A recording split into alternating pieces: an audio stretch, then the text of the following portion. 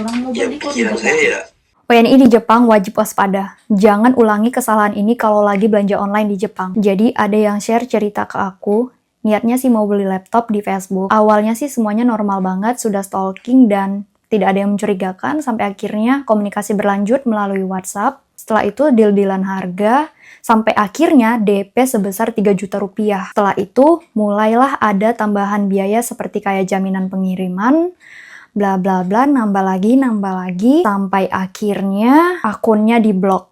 Parah banget sih. Ini dia kronologi lengkap ceritanya. Bagaimana bisa melakukan transaksi? awalnya tuh lagi cari laptop di TikTok, di Facebook. Pas buka Facebook ada grup jual beli Tokyo Jepang kalau nggak salah. Nah di sana tuh ada yang posting MacBook 2020 minat DM katanya. Ya udah saya DM. Pas di DM dia balasnya tuh ini MacBooknya teman saya pas dia mau pulang ke Indo makanya dijual. Nanti kalau minat saya kasih nomornya gitu. Terus saya kirim pesan di WA. Pertamanya tuh langsung kayak ngegas gitu loh mbak. Kayak saya tanya-tanya dulu kan mau tanya kondisi-kondisinya. Kayak tolong videoin. PC juga kayak bentar mas masih buru-buru. Persiapan pulang gitu. Sibuk banget katanya. Terus dikirim mah ada video kondisi MacBooknya tuh. Terus saya lihat-lihat lagi kayak dari sana belum ada kepikiran kayak masih normal sebelum di TF masih bisa digali-gali lagi ini bener atau enggaknya. Terus mas kalau mau sekarang katanya pokoknya ngeburu-buruin buat TF dulu langsung diantar ke kombini buat dikirim ke apa tuh saya gitu. Agak ragu ya di sana. Terus gimana mau TF-nya mas, kondisinya aja masih belum 100% kayak ngeliatin kondisi poolnya gitu, sama dus-dusnya juga nggak dipotoin. Udah itu lama-lama dia kirim KTP Jaryukado Jepang sama Indonesia atas nama. Saya lihat di Jaryukadonya itu masih aktif Punya sampai aja. 2029. Bilang sama dia, sama-sama lah. Nah udah itu Jangan punya aku aja yang kau suruh, bilang. Orang mau ya beli kok pikiran tidak saya dapat. ya kayaknya ya bener deh gitu kan, nggak mikir ini penipuan, soalnya udah berani kasih bukti Jaryukado sama KTP aslinya gitu yang sama disamain. Udah itu saya ya udah deh mas, saya DP-in dulu DP 3 juta, nanti kalau udah kesini saya lunasin gitu. Terus lama-lama dia kayak nyuruh cepetan TF kalau mau katanya. Maaf saya potong mas, itu 3 juta dalam bentuk rupiah ya transaksinya? Atau yen? Iya, soalnya gini, yang dia nawarin pertama tuh Yucho sebenarnya. Oh masnya nggak ada yen, adanya rupiah terus transfer pakai rupiah? Iya. Nah, di sana dia langsung gercep kasihin akun BRI atas nama aja ke sana. Dia ngakunya sih istrinya gitu. Udah dari itu saya TF 3 juta, terus dia lumayan lama nggak bales, terus bentar mas saya ke Cebu ngomongnya gitu. Lama-kelamaan ngechat lagi, nanti pihak Cebunya akan menghubungi mas gitu. Lama-kelamaan ada pihak Cebunya menghubungi, pertama tuh pakai kanji pokoknya bahasa Jepang gitu. Pihak Cebung menghubungi melalui via WhatsApp. Ya, Dix juga udah kayak soalnya dijelasin pertama tuh gini, ini soalnya nyambung ke 7-Eleven Jakarta katanya. Ini biaya apa lagi mas, kata saya. Itu biaya pengiriman, jaminan, dan keselamatan barang yang pertama. Nah saya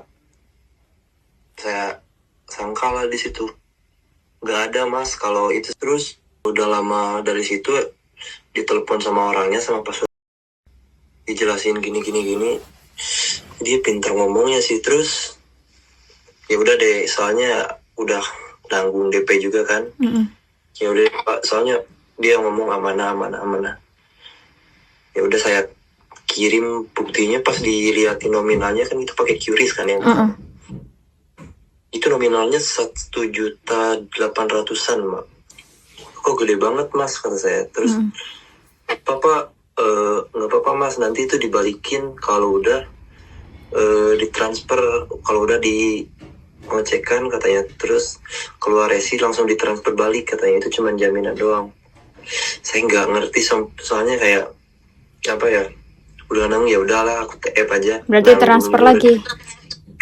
Iya, nah, udah itu lama kelamaan pihak Sebungnya dikonfirmasi sudah transfer di QRIS, terus minta lagi buat uang pengiriman nanti dibalikin sama uang jaminan barang 1 juta lebih kalau nggak salah yang pertama tuh. Terus Mas saya bilang nggak ada kalau segitu kata. Terus saya telepon lagi pas Pak ini gimana kok minta tambahan lagi, kata udah Mas TF aja itu terakhir kok, nanti dibalikin kalau udah TF. Nah udah itu ya udah Mas, mintanya 900 pas di QRIS. Cuman saya bilang Mas nggak ada sumpah kalau segitu, kalau mau ya batalin aja nggak apa-apa, nanti yang 3 jutanya balikin lagi aja Mas, nggak apa-apa gitu. Terus dia ngomongnya gini, nggak bisa Mas, kalau udah di pihak Sebung nggak bisa di cancel barangnya, dan duit Masnya juga nggak bisa balik, soalnya laptop saya juga nggak bisa balik, soalnya laptopnya bakal dilelang, nggak bisa balik ke orang yang matiin gitu. Di sana kayak udah mulai gimana ya, udah curiga banget gitu.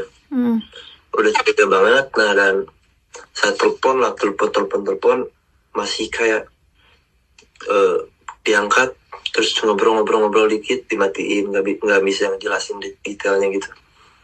Pihak Sebungnya juga yang pertama tuh telepon terus lama-lama diangkat, cuman ngomong apa ya, dikit dong, 2 detik 3 detik langsung dimatiin lagi dia.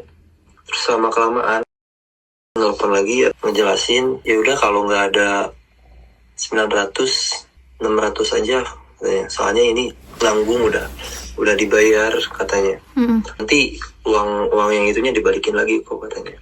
TF yang kedua kan 600, saya TF lah. Soalnya kata dia kalau nggak di TF ya nggak bakal balik gitu. Kata dia nanti saya tambahin ke pihak Sebungnya. Udah di TF tuh pihak Sebungnya kayak oke, udah ditransfer gitu. Terus ngecek lagi lama-lama minta berapa ya, yang terakhir tuh Itu 375. uang apa lagi? Buat uang tanda udah deal gitu, ke kemana gitu, disuruh kirim 375 sekarang, terus duitnya langsung dibalikin sekarang juga. Nah duitnya udah nggak TF lagi, soalnya kayak udah lainnya nipu kayak. Terus saya telepon tuh masuk dia ngomong gini, ya udah nggak balik, ya udah nggak jadi aja, nggak usah, kata saya, nggak usah dilanjutin Pak, tapi nanti barangnya dilelang katanya. Ya udah yang penting duit saya balik, soalnya kan bukan salah saya juga, kenapa pakai Sebung nggak pakai JP juga gitu. Terus terakhir tuh dia, saya bilang kalau ini penipuan saya bisa viralin juga Mas. Dia tuh yang terakhir ngechat tuh mau ke Sebung buat bantuin ngurusin biar cepat dikirim. Nah dari sana saya nggak ngechat lagi, pas kesel saya udah capek juga. Terus pihak Sebungnya malah nyepam chat kayak suruh cepet-cepet TF buat kirim lagi sebelum biar besok bisa dikirim ke rumah gitu. Saya balas lah pakai bahasa Indonesia terakhirnya tuh. Besoknya tuh pas saya chat, pas udah checklist 1, udah di blok berarti. Ya udahlah ini kena penipuan, udah fix. Semalam itu dia pamitan ke Sebung. Nah pas besoknya tuh saya chat dia checklist 1 diblokir. Nah tapi di pagi-pagi tuh ada yang ngechat dari pihak Sebung yang tadi tuh malam, cepet katanya, ini mau di ini pakai bahasa Jepang, mau dikirim biaya terakhir, langsung aja kirim sekitar 375 sama. Saya kan ya udahlah, nggak jadi aja, mau dilelang aja kata saya kan. Terus nyepam kayak marah-marah gitu pakai bahasa Jepang. Terus saya telepon kan, diangkat, cuman nggak ngomong dia, pihak Sebungnya tuh nggak ngomong. Saya ngomong pakai bahasa Jepang, jelasin ini gimana, nggak dijawab, pasti telepon juga terus dimatiin. Yang ngumpat lah di sana ke pihak Sibungnya pakai bahasa Indonesia gitu. Kayak kata-kata kasar, terus dibales ditelepon lagi. Maksudnya apa mas ngomong kayak gitu, katanya. Itu pakai bahasa Indonesia. Dia ngomong pakai bahasa Indonesia. Yang suaranya itu yang suara.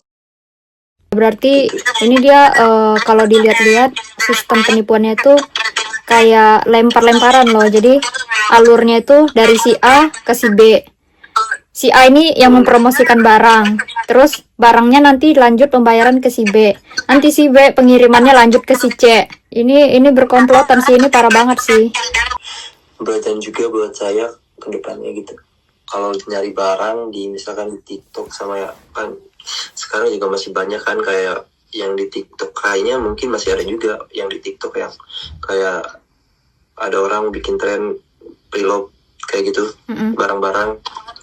Nah di sana yang dari misalkan FPP itu dari 200 komen, misalkan 100 komen, pasti ada aja orang yang atas namain. Soalnya di Facebook juga saya udah cari-cari, bukan akun yang pertama doang yang posting foto laptop MacBook doang, tapi ada juga akun lain yang ngeposting HP, pokoknya barang-barang elektronik, ujung-ujungnya sama atas nama pas gitu. Ya soalnya di beberapa postingan di Facebook tuh masih banyak yang komen gitu, oh ya orang Indonesia yang di Jepang tuh. Makanya saya kayak ya udahlah mending dinaikin aja, soalnya biar nggak ada lagi korban gitu maksudnya. Soalnya nggak 1-2 akun, paling di TikTok juga udah banyak akunnya, tapi ya orang-orangnya pasti itu aja menurut saya sih. Terus si pelaku yang mengatasnamakan Pak, ada nggak yang ingin Mas sampaikan sama si pelaku tersebut? Ya tobat sih Mbak. Dan by the way itu udah dilaporin ya? Udah dilaporin, langsung aku laporin ke OJK. Terus yang kedua aku laporinnya tuh ke Bank BRI-nya, bukan laporin sih, pengaduan ke Bank BRI atas nama L. Orang-orang yang nipu itu jualnya ya orang Indonesia yang di Jepang itu. Soalnya postingnya tuh di grup Pasar Loak Tokyo, pokoknya di grup-grup jual beli barang di Jepang gitu. Terima kasih banyak ya Mas sudah mau sharing ceritanya, pengalamannya. Ya mudah-mudahan kedepannya nggak ada korban lagi, dan buat siapapun yang menonton bisa diambil hikmah dan pelajarannya. Jangan menjudge satu sama lain, tapi ini buat antisipasi buat diri sendiri, juga buat siapapun orang-orang yang di sekitar kita. Disclaimer, supaya tidak terjadi kesalahpahaman lagi, cerita ini dibagikan oleh narasumber tujuannya untuk edukasi terhadap kita semua supaya kedepannya lebih berhati-hati lagi dalam transaksi online. Semua informasi dan bukti yang ada di dalam cerita merupakan sudut pandang dari pihak narasumber. Jika ada pihak yang merasa terkait sedang menonton video ini, diharapkan untuk bisa menyelesaikan melalui jalur komunikasi ataupun pihak berwenang dengan baik. Dan mengingat transaksi semua dilakukan melalui rupiah, juga sudah dilaporkan kepada pihak terkait yang ada di Indonesia. Aku berharap semoga hal seperti ini tidak terjadi lagi ke depannya, kita bisa lebih waspada lagi dalam bertransaksi online. Jika ada penyampaian yang tidak berkenan, aku memohon maaf yang sebesar-besarnya. Terima kasih. Sekian.